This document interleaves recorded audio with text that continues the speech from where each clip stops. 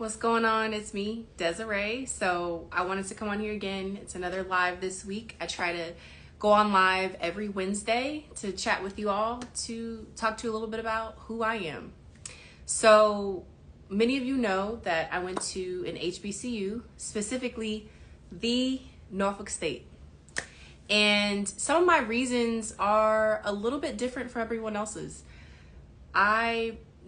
So let me back up. So my dad, he went to an HBCU for some time at North Carolina, A&T. My mom did not. She did not go to HBCU, but I was unsure of where I wanted to go to college. And many years ago, I didn't necessarily grow up learning about HBCUs. Even though my dad went to one, we didn't really sit down and talk about it. And in high school, although I was signed up to AP classes, and I had been in advanced placement courses since the 7th grade. I took math, English, history by high school, middle school.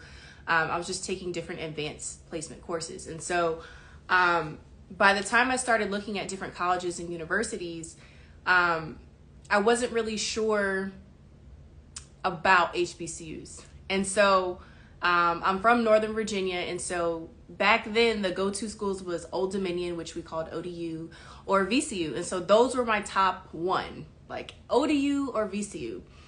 And at the time, they denied me.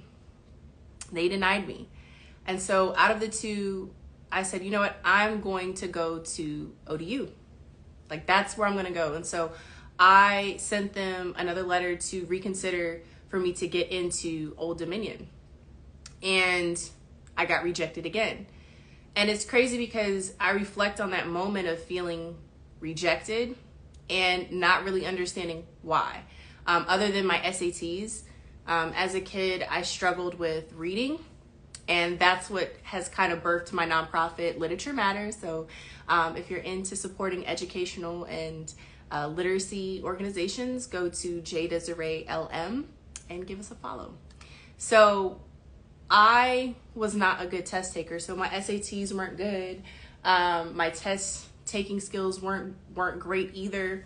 And so I wasn't really sure what to do. And so my dad brought up Norfolk State, and I thought, no, I'm not going to Norfolk State. Like, I don't know where I'm going, but I'm not going to Norfolk State.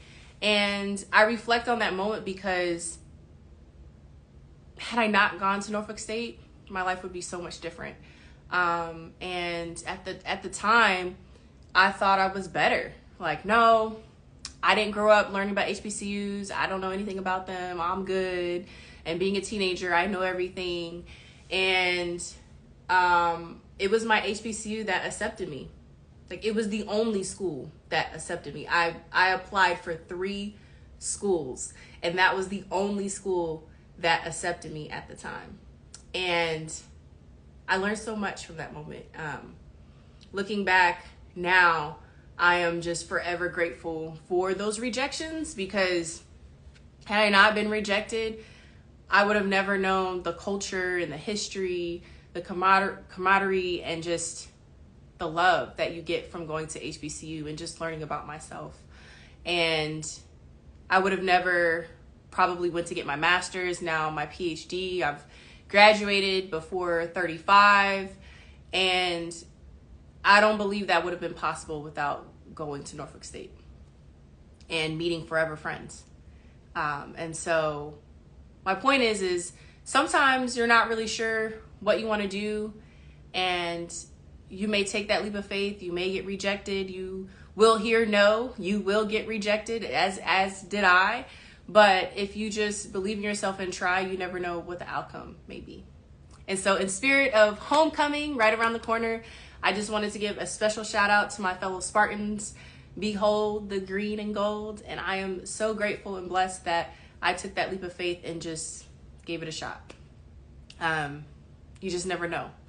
So a couple other things I want to shout out. So I have my 4th annual Literacy Festival next Saturday at the Duseum here in San Antonio, Texas. If you cannot make it, it's cool. If you would like to donate, please go go to our Instagram at JadaZarayLM and support my nonprofit in literacy. Thanks.